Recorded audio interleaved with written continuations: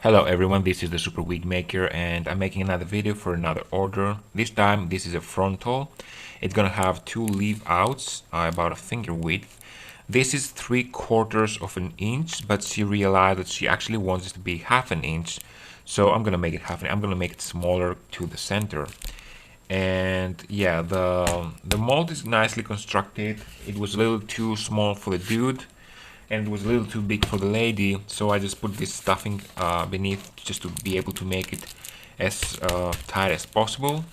She sent me this hair. This is Indian hair, as I can see, because it's rather thin and it's also like a perm yaki or something. It has the crimp effect. A lot of times people give me hair like that supposedly resemble the African relaxed hair. I know Linda hates that. She said that she doesn't like the crimpy effect. She wants it to be yaki but not so uniform. I think it's good and the hair has a nice bounce to it. So yeah, I'm gonna proceed with making the base. She also has a medium skin tone, so I'm gonna use medium skin tone lace, medium brown, sorry. Okay, so here's what I just finished the wig cap, sorry, the frontal base. I put the ribbon in the back, it's all good. And now I also put the lighter lace on the front. I haven't cut off the two pieces that I have to make into U-parts because I first want to ventilate everything and then just cut this and stitch it underneath without having to interfere with the hair. I want to show you another thing. I hope you can see that. This is, let me just zoom in, all the way in. Okay, you can see the difference between the two. This is dyed, this is the natural color. You can see that she's, first of all, she's a mixed lady, so she has a darker skin tone, a medium brown, we can say. This white here, it's even too light, even for my own skin. You probably won't be able to tell. This is matching even better. Like, so I just used the eye dye poly. You can see that only on this super white or super pale, this looks better than that. You can see the difference. Okay, I think that the camera doesn't really pick all the details. This is the dyed one, this is the white one. It looks perfectly against my skin, but here, for example, I have really red parts on my skin. You can see the difference here, how much better that melts here. So what I did is that I also did the same thing over here. So it's a little darker, and yeah, it's gonna be better for her skin. Alright, I just finished the piece. As you can see, it's already done. It's good, it's beautiful. The hairline has a feathered effect. She's gonna have a little bit of her own leaf out, but it's not gonna be too much. So this unit is being almost used as if she wouldn't have her own leaf out at all. I'm not finished yet. I need to bleach only the hairline, and I'm gonna tell you why only the hairline. And then I'm gonna have to cut these pieces, tuck them in, and I'm gonna show you exactly how I do it. I'm gonna show this on video, so you can see how I'm gonna do that. And yeah, this is high definition in the hairline. This is half definition in the back, as you can see. I am. And here, where her own hair is gonna meet the wefted part, this is half definition. You can see that. Look at the detail. It's almost like the Asian wigs, you know. Sometimes it's even better than that, because I have seen some pre-made wigs people buy online and they're hideous. But it's not going to be visible, and we did it like that so as to save some time and money for the customer. But where the hair meets the piece, you can see how flawless this looks. It's single strand, single knot, and I did every hole here just because I wanted to have to make sure that I have plenty of density. She's gonna have her own parting right in the middle and conceal that. Even if her own hair didn't really conceal the whole thing though, this area you can see is very beautiful. I have some in the back as well. And the same thing happens right over here. You can see that, how beautiful that is. It's a little bit of half definition, high definition. This is actually like the hairline. You can see that the hairline is, and this is the only part that I'm actually gonna be bleaching over here because this is the only thing that will be a little exposed, obviously. Another thing that I wanted to show people, a lot of time, first of all, I make tutorials from things that I know. I don't claim to be the absolute wig maker or that my ways are the best. Everyone has their own way, and I'm only showing my way. Now, I also don't pretend that I teach people, although I might be doing this because I show a lot of things that people otherwise wouldn't know. Personally, I'm just doing my thing. I don't really pretend to be anyone that I'm not. I don't care if I am an extremely good wig maker. I am what I am, and this is what I'm showing. But I have a lot of people who contact me to thank me, and they say a lot of all of the good words. And some people really do pay attention to my videos. They really learn from my videos. So there was a lady that she contacted me. She's making her own things. She's making perfect pieces for herself because I've seen photos. And she asked me, what about the back? How much do I put? You can see that this bag has a lot of density. So I think I've spoke about this in other videos, but I'm going to give a little bit more detail here. I have about 6 rows worth of lace that has intense density. Let me just remove this because this is not part of that. You can see how thick that is. Now she questioned me, how exactly do you put that in specifications? Well, here's what. First of all, I put like 3 strands in every hole, single knot. So this creates about a density about 300 to 350, depending on the thickness of the hair. It might be even 400. This is a lot of hair in just a small area. But is it enough? Is 5, 6, or 7 rows worth of lace enough to conceal everything? Because we have a very high contrast here. You can see that, like, you can see the tip of the brush over here. So is it enough? Well, first of all, when you start making a piece, you usually start from the back, like I do. So what you have to do here is take your own wefts. I already have some pins over here. This is the weft that I used for this, and this is what is left over. It's a lot of hair that she sent. So what I'm gonna do, I'm gonna actually pin this down here. Let me just put it right over here. And one right over here. So can this little thing conceal that? Well, damn it, it does. It does very well. You can really see a lot. See that? You have to force it to be able to see the weft. So if you feel that this is enough to conceal, this is like the density of a weft ventilated though, because let me just pin this a little forward more.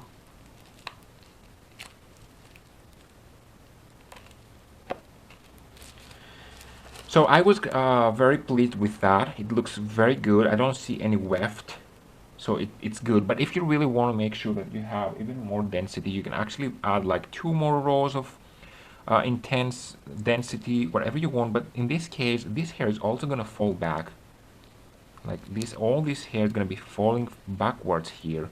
So you can see that it even has the feathering effect. Even this extreme density that we have here, and it's very obvious, it's gonna be concealed by the more natural density. So you really can't see anything.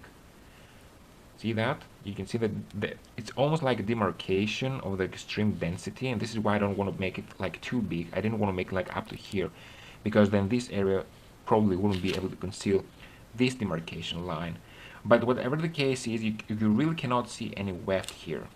And of course I do the same thing on the sides.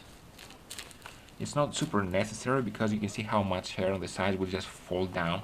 There's no way you can see anything, but I have about 5 rows again worth of extreme density here as well. But as I said, it's not super necessary. I just do this for convenient reasons, just to make sure that the edges with the ribbon would have extra density. And this is how it's gonna look. Okay, even if she just parts the hair, you won't be able to see anything. See? So yeah, that's how it is. And I just finished the bleaching. I think you can see here the difference in the lace color, the one that I bleached. This is beneath the other lace, so it's not visible. But the front lace is darker. I don't know if you can see that there. It has a hue. It's brown. You know, it's browner than my skin. You can see the demarcation. She's a black girl, so she needs it a little darker.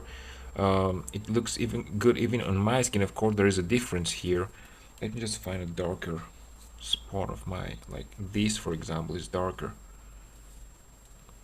No, well, I'm still too pale for that, but I think it dyed quite nicely. And this is the sides. I only bleached this area, as you can see here. Nothing in the back, it's not necessary.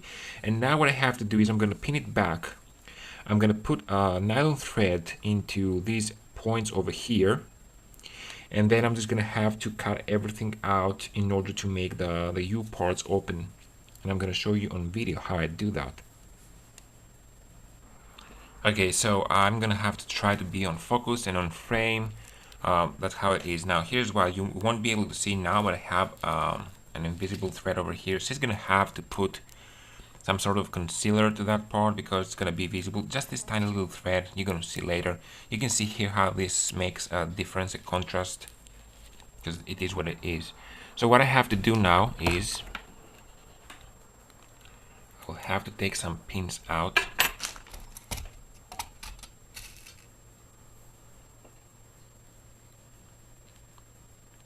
Pin or wherever I need to keep it down.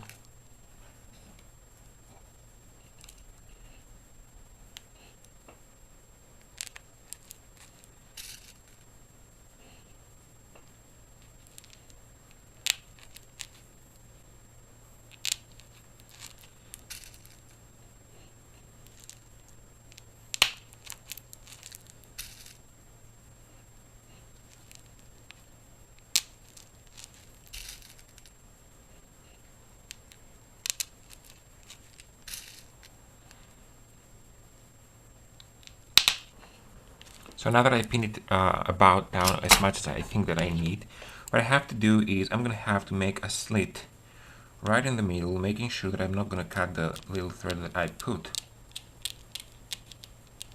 Trying not to cut any strands that are from below, but well, what can you do?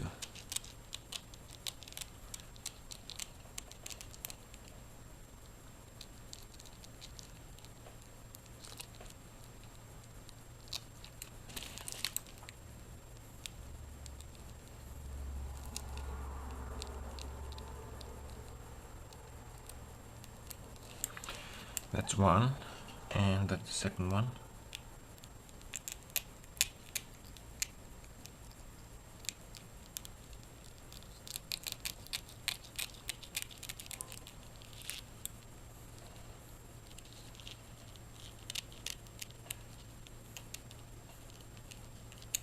And right here in the back I make a triangular cut.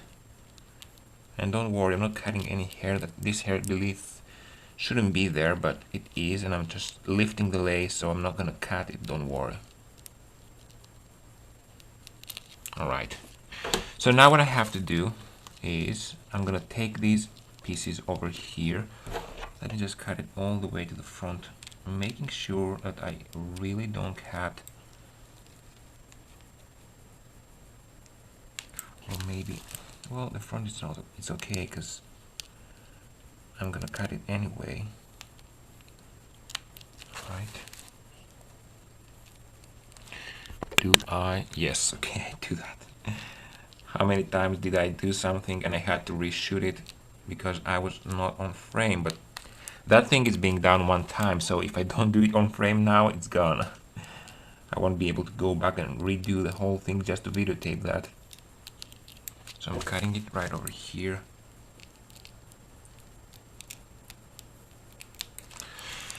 Okay, so now I'm gonna have to take a little bit more pins. I'm actually gonna be removing the previous ones as well. What I have to do now is I'm gonna have to pin it here down and just remove this pin and use it right over here.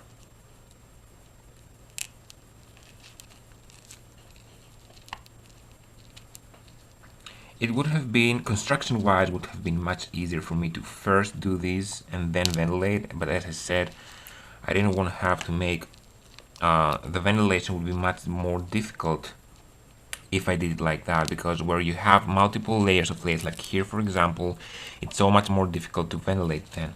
And at this point here, I wanted to make high definition ventilation, so I had to make a clean base I need to cut this a little more.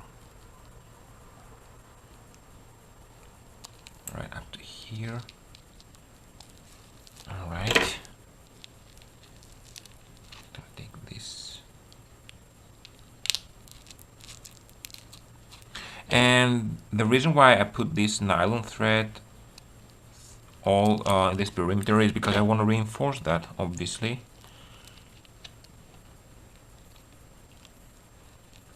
Lift this, put it there.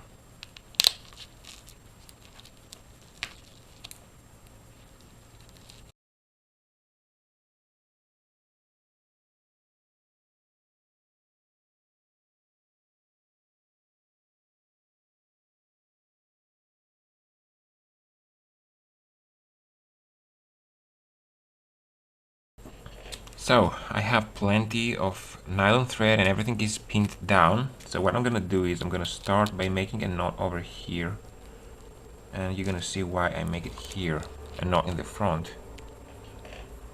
It's because I'm making a knot here, and I don't want to have a bulb here, because I'm gonna tie it like 3 times.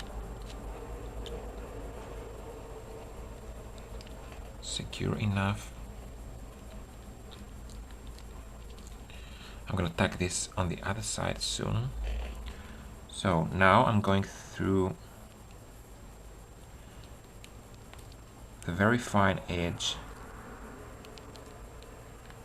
right over here, and I'm gonna have to go all the way to the front.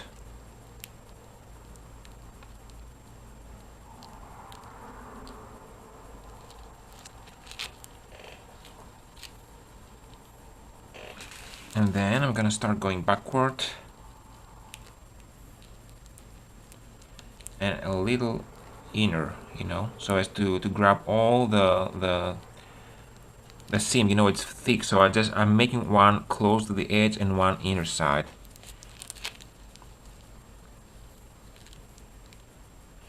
I'm gonna put this pin right over here to help me keep the tension correct. So even if I pull it, I don't pull lace, I just pull the pin and the thread.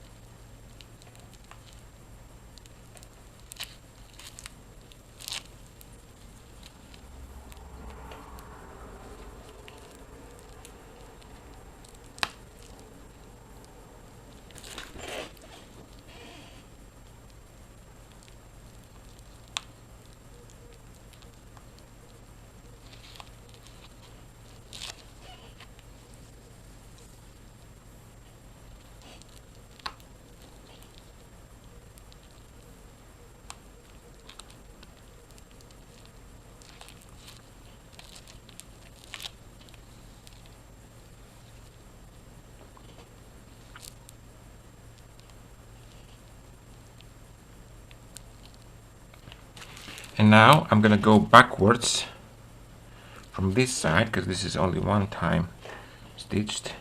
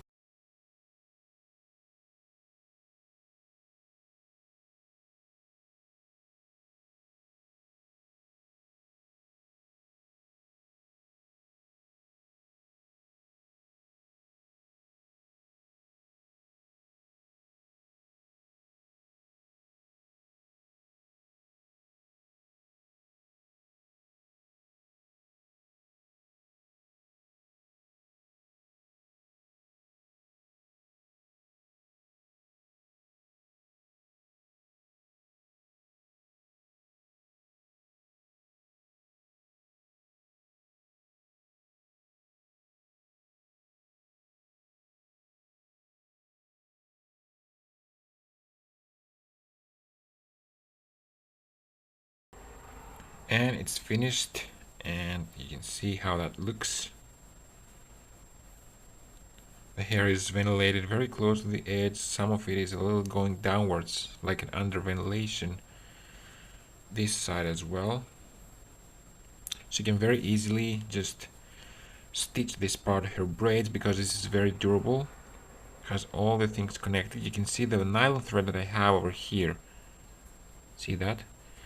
It looks almost invisible against my skin, but if she has a problem, because sometimes it just it's a little sparkling, shiny. So if she has a problem with that, she can actually powder it with a little concealer, as I said, and it's gonna be fine. You can see the back that has a lot of density. Everything else is good. Only this part is bleached, and this part as well. I have a little bit of extra excess here, lace. It's stitched into 2 rows because I didn't want this to be too close to the edge and start fraying and have a problem, because you know, if you pull this a little bit, it could just get removed. But this way it's not possible because it has a lot of lace to enough lace to just keep the tension correct. And yeah, this is how it is. It's ready. Ask me anything you want, and I hope she's happy with it and she can use that.